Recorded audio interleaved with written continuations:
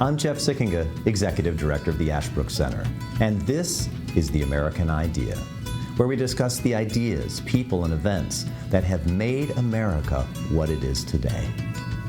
We believe that by understanding our history and our principles, we can better live up to the promise of the American founding and preserve our ongoing experiment in self-government. Welcome to The American Idea. I want to welcome all our listeners to this episode of The American Idea. Today we are marking in this episode a monumental moment in the history of the United States and frankly the history of the entire world. D-Day at 80 years old.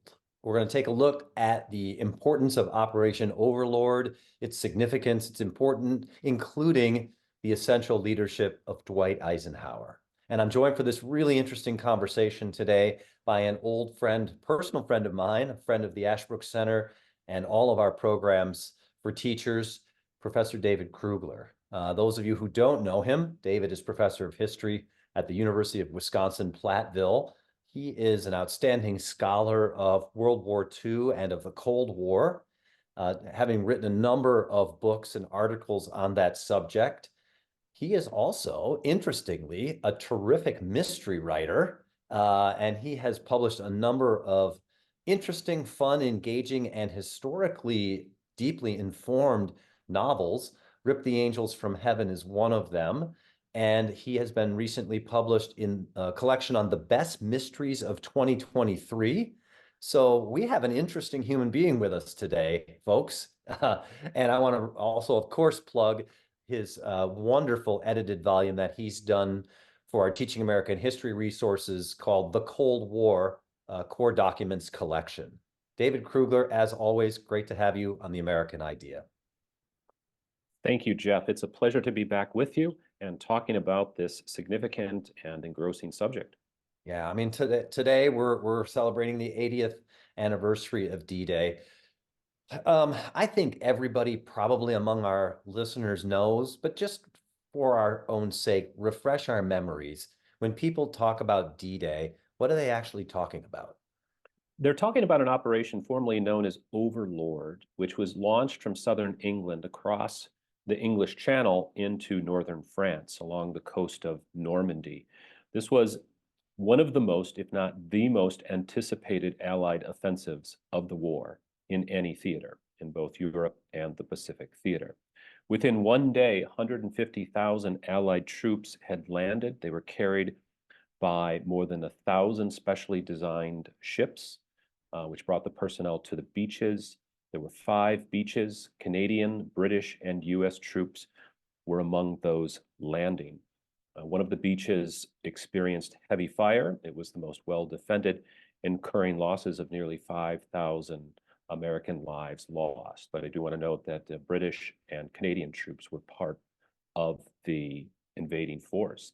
This gave the Allies a foothold in German-held France or Vichy-occupied France and opened pathways, very difficult pathways to open, but nonetheless successful pathways opened, bringing the final defeat of Germany along with Red Army action from the east. All right, remind our listeners, what is the state of World War II? Because June 6, 1944 is D-Day, Operation Overlord, but what's the state of play in June of 1944 in World War II, both in Europe and briefly, I guess, also in the Pacific? We'll make a couple notes about the state of the war in Europe first, and that involves recognition of tremendous Soviet victories at Stalingrad, in the year before, and also at Kursk in the summer of 1943. The battle for Stalingrad, which raged for several weeks from late 1942 into 1943, halted German advances into the east. And from that point forward, on the Eastern Front, the Germans were fighting to hold territory. They were not gaining territory. And so the slow and very difficult counteroffensive of the Red Army proceeds. That makes the D-Day landing even more, gives it more chance of success. We also want to take note of the fruits of Allied strategic bombing, which were starting to degrade Germany's ability to mobilize for war and to replace lost equipment, particularly planes and tanks.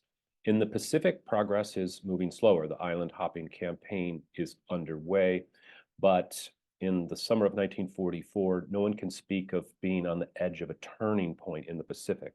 That can be said in the summer of 1944 if D-Day is successful.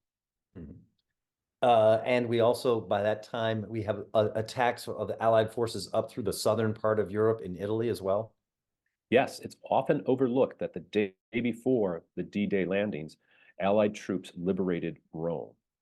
And so the Italian fascist government was brought down. Not all of Italy was under Allied control. There was still fierce German resistance, particularly in the mountainous areas of Italy.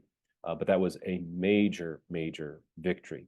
And that had been made possible by the first American landings through the Mediterranean in what's known as Operation Torch, which took place in November of 1942 in North Africa. Right. So the United States and the Allies, the Western Allies, decide they're going to invade across the Channel from England into northwestern France.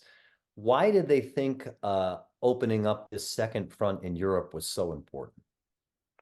All sides knew that for the Allies to oust the Germans from occupied nations and territories and to close in on Germany itself, some sort of landing in Europe was needed. And the logical place, the obvious place, was across the English Channel into German-held northern France.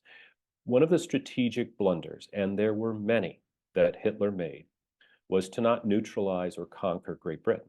Now, thank God he didn't, but for a while it seemed as if Britain could be forced to surrender. But Hitler, for a variety of reasons, chose not to carry out amphibious landings against Great Britain.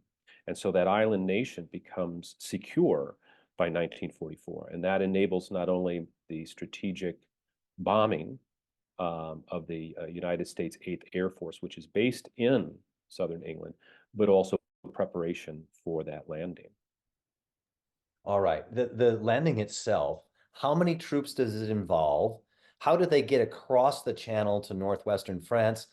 And how do you keep a thing like that secret? You know, that's a great question, Jeff. And the way to keep it secret is to drop another secret. So one of the extraordinary stories of D-Day is Operation Fortitude, which involved an elaborate fake-out to convince Hitler and the Germans that the Allies would cross the Channel at its narrowest point. This is actually northeast of Normandy, and arrive at a point known as Pas-de-Calais. And so a fake army group was created. And some of the troops involved had backgrounds in theater and carpentry, in preparing props. And this was their greatest play yet. So for the occasional German aerial reconnaissance that takes place, they spot assembled tanks. They're fakes. Radio You mean they're fakes as in they made them and they're not real tanks? Right, they're mock-ups. Just like in a Hollywood scene, the buildings are only fronts and there's nothing behind them. And radio networks were set up. And it was so convincing that Hitler ordered reserves held to rush to Pas-de-Calais. And the fake-out also involved convincing the Germans that another landing would take place there after the D-Day landing. So what you're trying to do is deflect. You can't keep it secret once it lands, right? But you can convince your enemy, hopefully convince your enemy that another landing is taking place. And if that causes them or leads them to hold reserves and put defensive forces up there, that makes the actual landing easier. How many American and Allied troops land on D-Day? On the first day, 150,000. Within a month, approximately 1 million arrive. We're talking about dozens of divisions. The Germans are simply not able to match the manpower of the Allies. And in particular, the United States, in the second half of 1944 and through May of 1945, when the Germans surrender, they're contributing more and more troops, and they're arriving through Normandy and then fanning out in the territory that is conquered following D-Day. How do you get that many troops? You said 150,000. How do you get 150,000 across the English Channel in one day? In specially designed boats, there were two types. One was known as a landing ship tank, but there were only a few hundred of them, and the High Command was holding them back for evacuation of casualties. So the brunt of the landing force came in two types of boats. They were known as Higgins boats after the entrepreneur who built them at a shipyard in New Orleans. So most of the Higgins boats were designed to bring personnel in. And so you look at famous photographs of troops arriving in D-Day, whether it's in the early hours or later, they're packed shoulder to shoulder in these high-walled boats with shallow drafts, so that they can reach the shore to get as close as possible to the shore before they drop the gates and the troops rush off. Who are these troops? Who these 150,000 are showing that? It's obviously there's Americans, as you said, there's British, there's Canadians, but are they new recruits? Are they battle seasoned veterans? Do they pull American troops from the Pacific because they know how to fight? Like, who are the young men who are actually in these boats heading to the shore? Well, they're not pulled from the Pacific, and so a lot of these recruits have not seen much combat.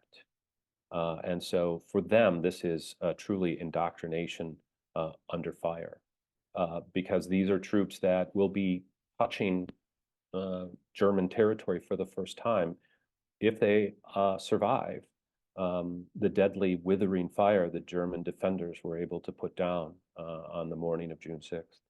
And on the German side, who's waiting for them? What kind of troops are there? Who are they commanded by? How significant is the force that the Americans and the British and the Canadians are facing? Well, the most formidable defenders are the 21st Panzers under the commander, General Rommel. And in a fluke that benefited the Allies, Rommel was on leave in Germany. It was his wife's birthday, and so he was not physically present on D-Day and had to rush back. There had also been a disagreement between Rommel and his commander, General Walter Rundstedt, over how many forces to place close to the expected landing points. For the Germans, the key to blunting the landings is to rush to the point of landing as soon as possible. And here's where Allied air power plays a crucial role. On D-Day, the night before, and then continuing on D-Day, more than 11,000 Allied aircraft were used. 6,000 of them were fighters, the rest were heavy bombers.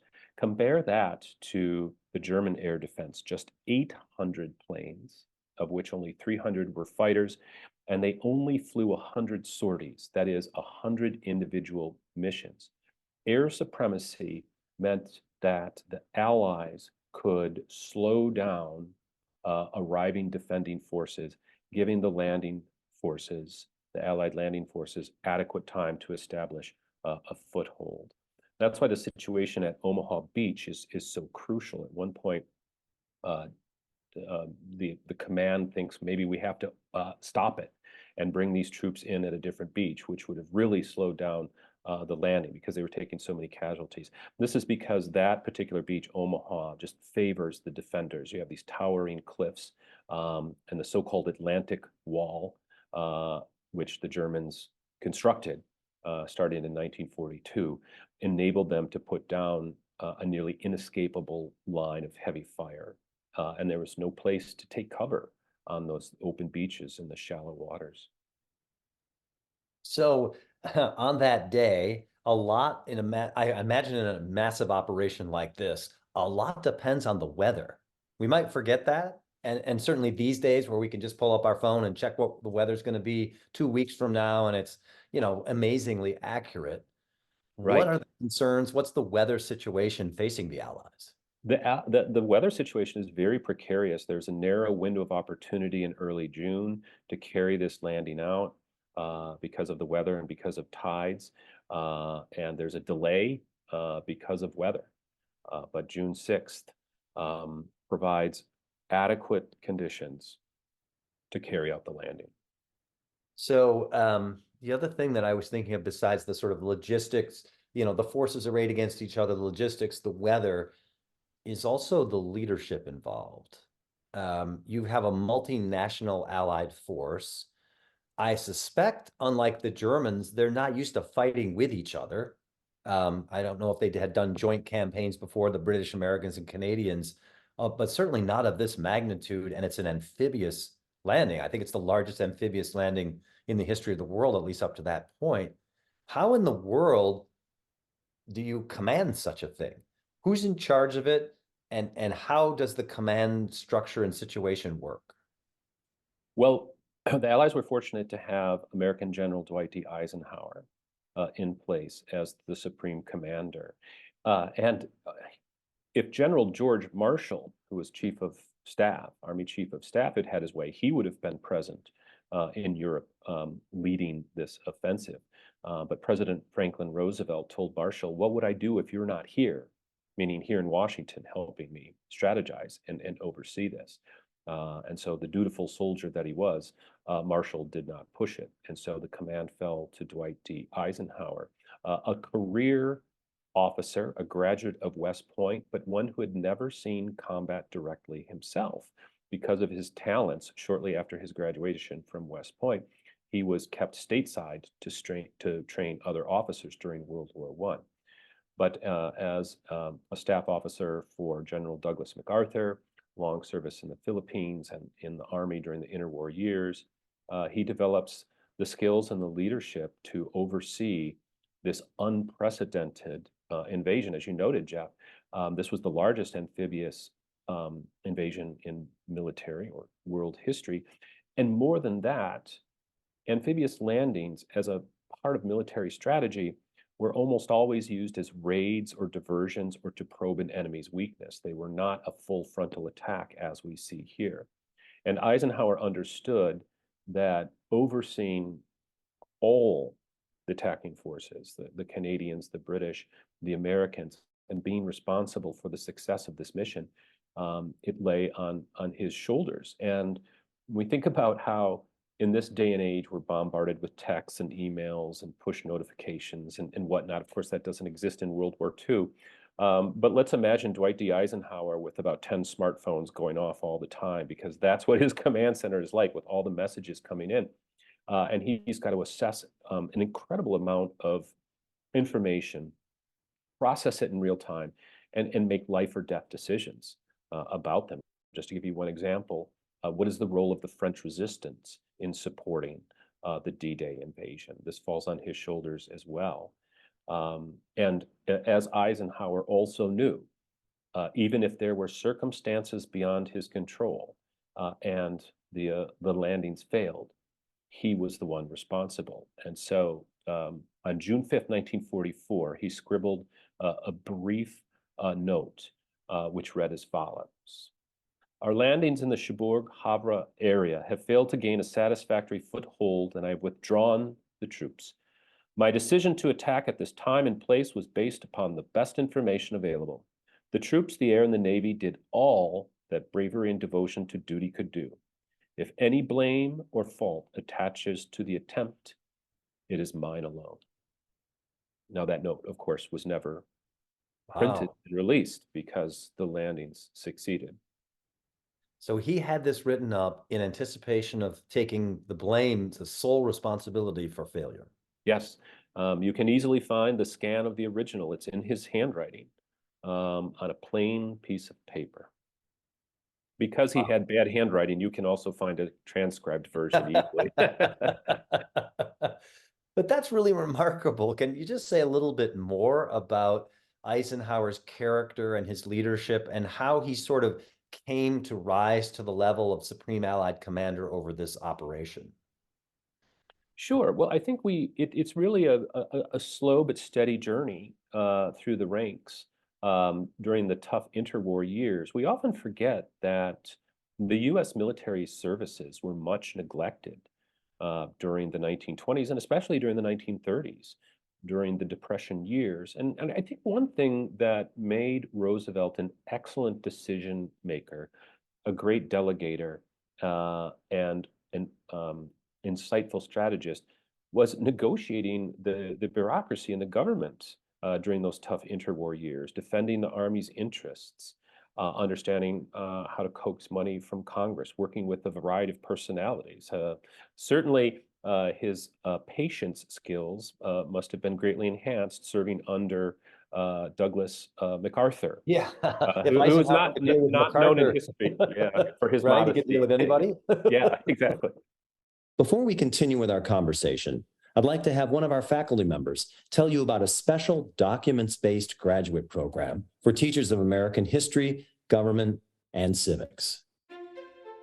Hi, this is John Moser, chair of the Master of Arts in American History and Government program at Ashland University.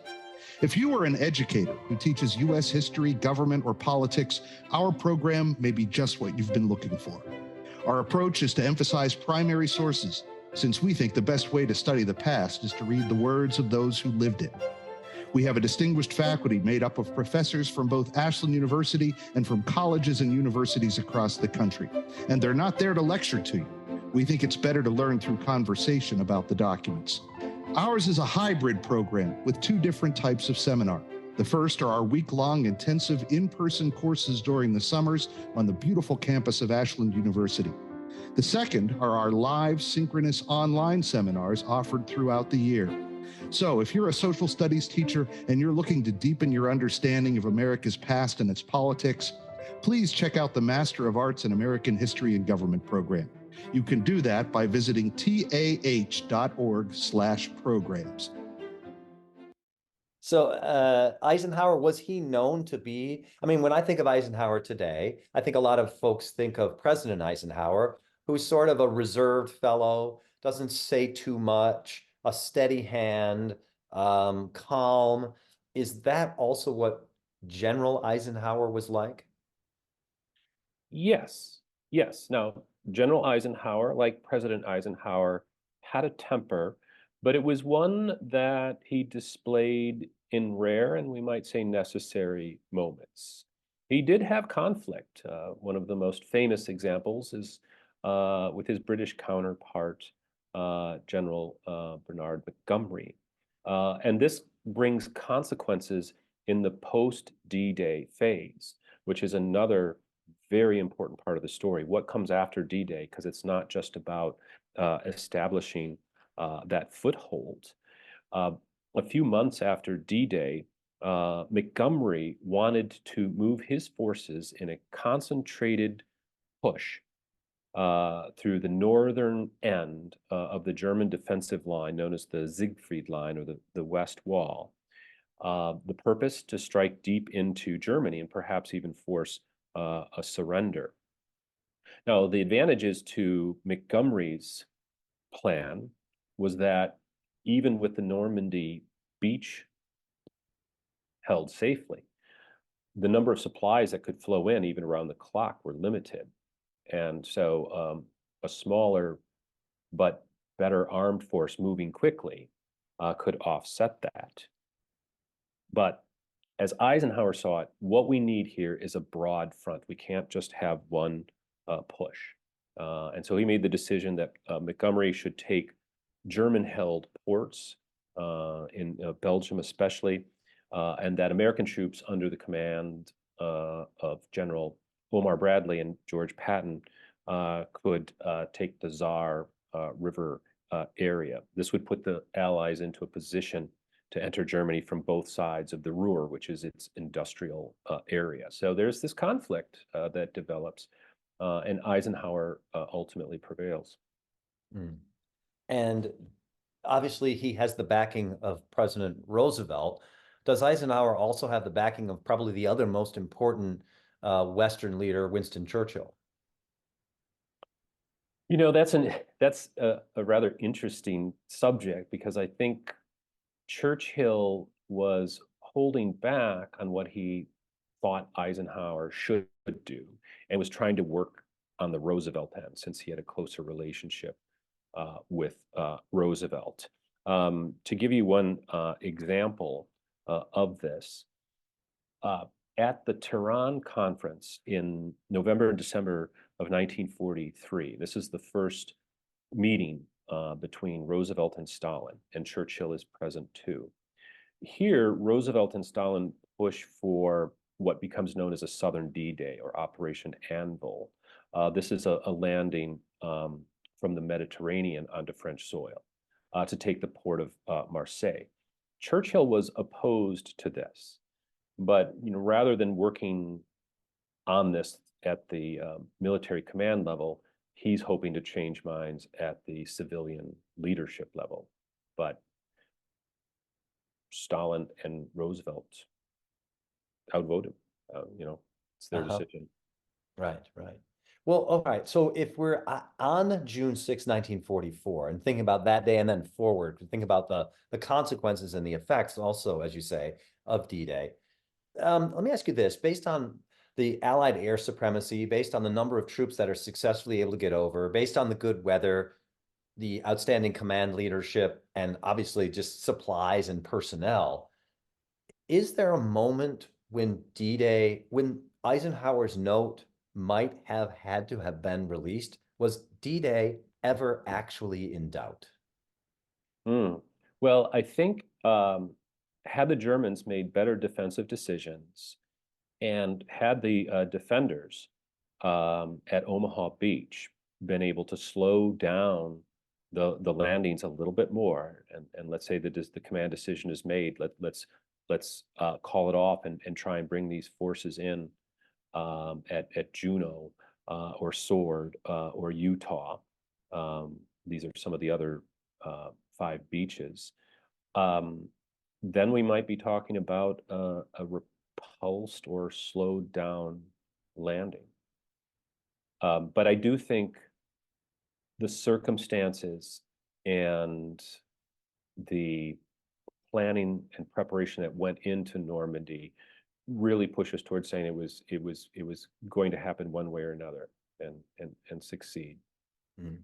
What's the effect of the successful landing? By the time you get to day 1, 2, and 3, and it's clear a beachhead has been established, the Germans have been pushed back, the Allies are here to stay in northwestern France.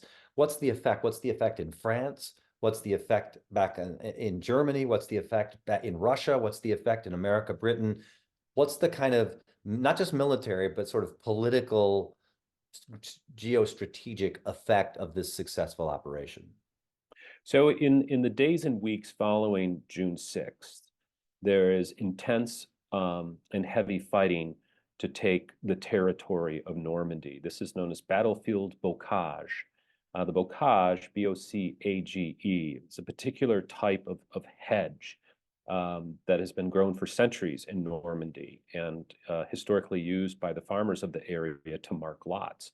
And they provided a very dense, effective shield for the defenders, who might think, well, how could shrubs stand up to modern weapons? But they were so dense and heavy that they provided this sort of cover that could allow defenders to inflict heavy casualties, and they did. So for the next several days, for a few weeks, securing that area of Normandy is necessary.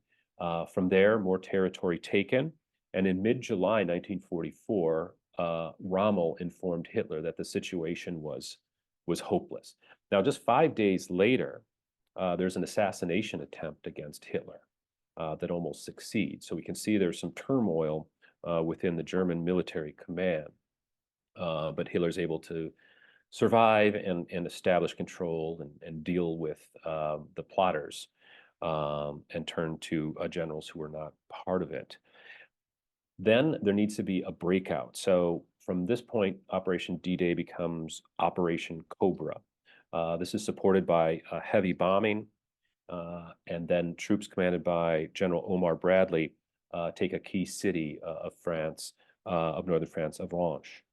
This is the last German counteroffensive, so this is why it's important. 3 panzer divisions which had been stationed at Pas-de-Calais for the invasion there that never happened, were rushed back to try and stop Operation Cobra. But they did not, and heavy losses were inflicted upon the Germans.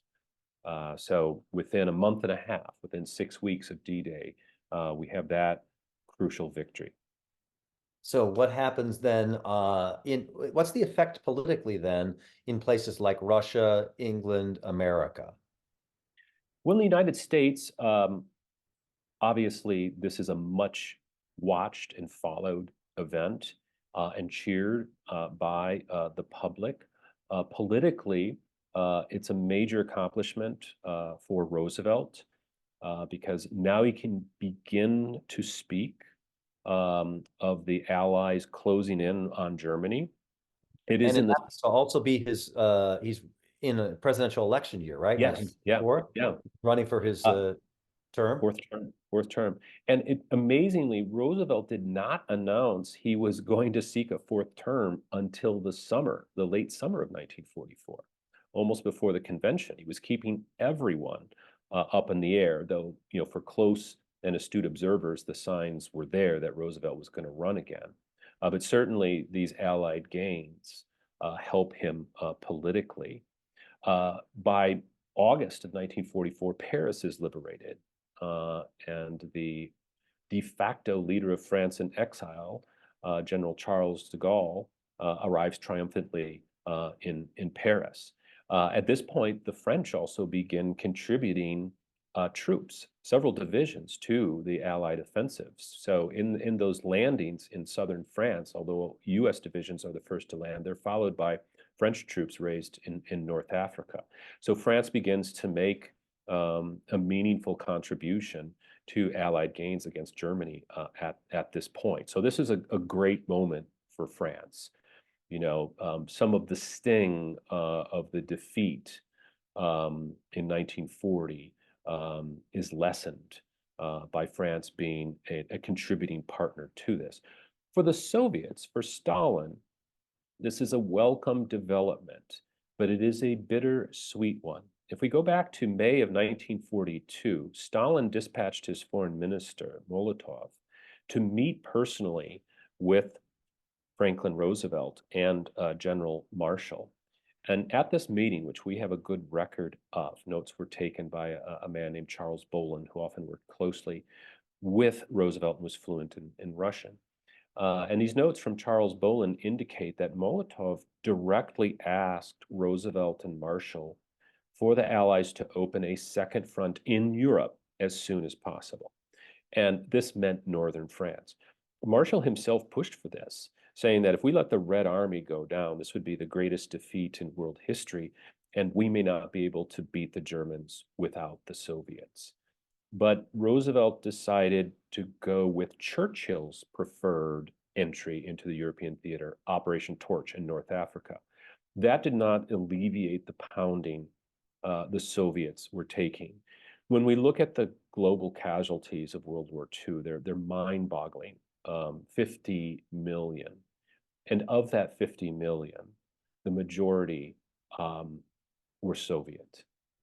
The costs, the damage inflicted by the German invasion that started in June of 1941, the relentless annihilationist fighting taking place from the summer of 1941, really through the end of the war, this inflicts terrible, terrible casualties on the Soviets. If you look at a graphic of the military casualties of the belligerents in World War II, Axis and Ally, you can't even chart the Soviets. They stack up and up. Wow. Yeah. Yeah.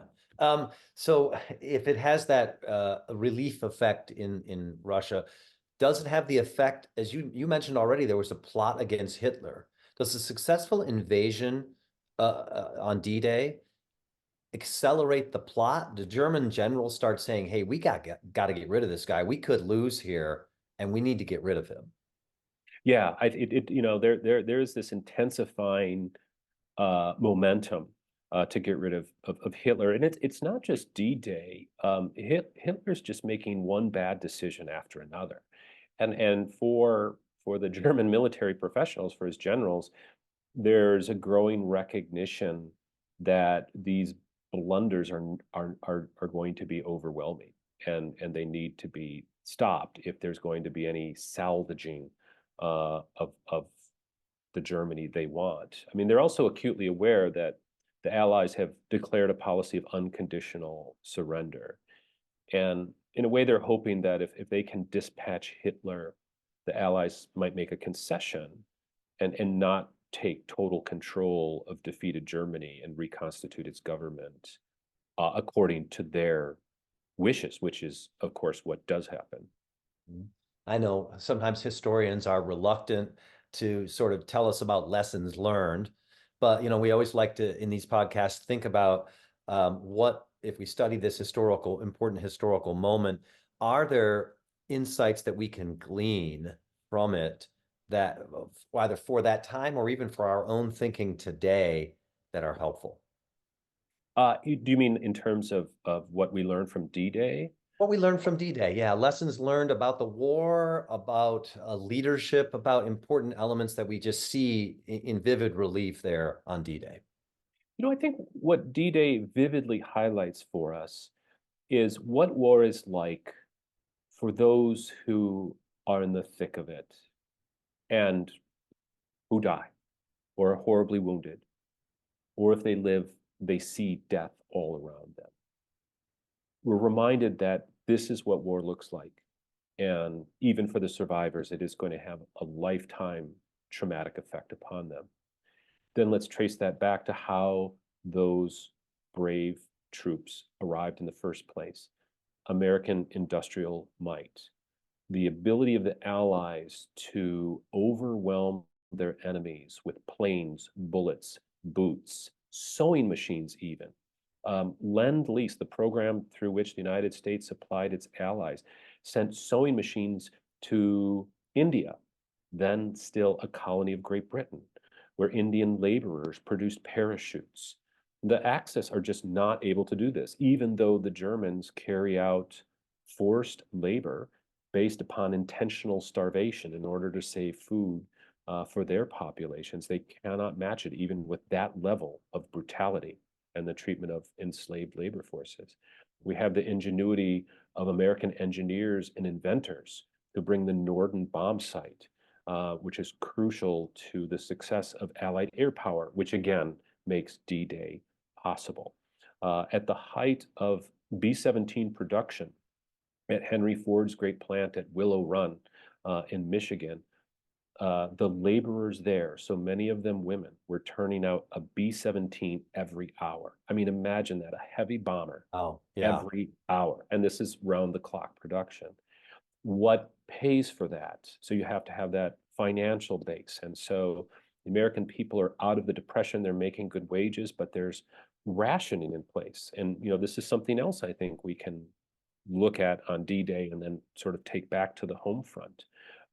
People sacrificing luxuries and also recognizing that they have to share the necessities of life, sugar, gasoline, and so much more in order to feed those troops and make sure they can carry this out. So I think, looking at D-Day, but the other offensives of World War II, we can start with those who are at the spearhead, so to speak, and then go back to the people who put the rivets in the planes, or the farmers, producing the food that is not just feeding American troops, the American population, but other Allied troops and populations as well. Yeah, and as you mentioned, including the ingenious Higgins boat, which I think Dwight Eisenhower said, Higgins is the man who won the war for us. Well, I've been trying to track that quote down, Jeff, and I've not been able to pin it down. Well, I'm not a historian, so allow me to spell things that are apocryphal as truth. Yes, yeah. We'll create a new category, like history that should be true. That's right. So, let's say that Dwight D. Eisenhower didn't actually say that. It does speak to a larger historical reality that those boats were crucial to victory, not just on D-Day, but they were also essential in the Pacific, where you have, mini D-Days taking place constantly throughout 1944 and into 1945. If our listeners want to read things about D-Day and the American and Canadian and British invasion, if they want to watch things, what are you recommending as some of the best history and most compelling storytelling about D-Day? Well, I think we should always start with the voices of those who were there. So there are many memoirs of American troops as well as other troops who were there at D-Day. So I encourage people to look for these memoirs. It's also helpful to place D-Day into the larger context. And I do think that, especially on the American side, we tend to emphasize D-Day as the most crucial battle and the turning point. And it was crucial. It was a turning point. But without those Soviet victories, D-Day and the defeat of the Axis powers, particularly Germany, is not possible. So there are a couple good books that, for a reader interested in a global view of the war, and one that looks at all of the contributing parts, for example, the British and Canadian part. My go-to books are Thomas Zeiler, Annihilation, A Global History of World War II, and then a book by the British historian Evan Maudsley, Mawdsley, World War II, A New History. So these are both highly readable, comprehensive studies by historians who have spent decades of their lives reading all these other books and distilling them down to the most essential information in an engaging narrative. Please. Yeah, what else? My viewing habits on World War II, I have to admit, have not included D-Day lately. So I still think that the opening scene of Saving Private Ryan, just that scene, I don't think it's a good movie about D-Day, but I think the opening scenes really depict to the best of cinema's abilities what it was like to be there. But my most recent World War II viewing is Masters of the Air, which is about the 8th U.S. Air Force stationed in southern England and many of their bombing units. Okay, Masters of the Air, very good. And when I think of course, some of the memorable commentary or speech making about D-Day, my mind goes back, maybe because I'm an American, but my mind goes back to Ronald Reagan's speech on the 40th anniversary, The Boys of Pontotoc. Is that worthy reading for our listeners? Absolutely. It is. It's useful to look at the speeches of later American leaders who were touched by the war in one way or another. That includes Ronald Reagan, although he did not see combat and was not deployed overseas. He did make propaganda films in Hollywood, so he was in the war in that sense, and of course living through it and seeing its effects. And his successor as president, George H.W. Bush, was a decorated combat veteran of World War II. So I think when we see leaders like Reagan and Bush, or Jimmy Carter too, who saw service briefly at the end of the war. He was graduated hurriedly from the U.S. Naval Academy. When they make reference to the war, I think it has an outsized importance because they lived it. Fascinating. Well, it's an opportunity for us on this 80th anniversary to relive it ourselves a little bit, rethink it, and reappreciate the courage, the heroism, and the sacrifice of those who are involved. David, thanks for taking us back in time to that really important moment in world history. David Krugler, again, thanks for taking the time to join us today on The American Idea. Thank you, Jeff. It's been a pleasure to be here with you. Thank you for listening to this episode of The American Idea. If you enjoyed this episode, remember to subscribe at Apple Podcast, Spotify, or wherever you get your podcasts, and leave a 5-star review. If you want to learn more or get involved in Ashbrook's vital work, visit our website, ashbrook.org.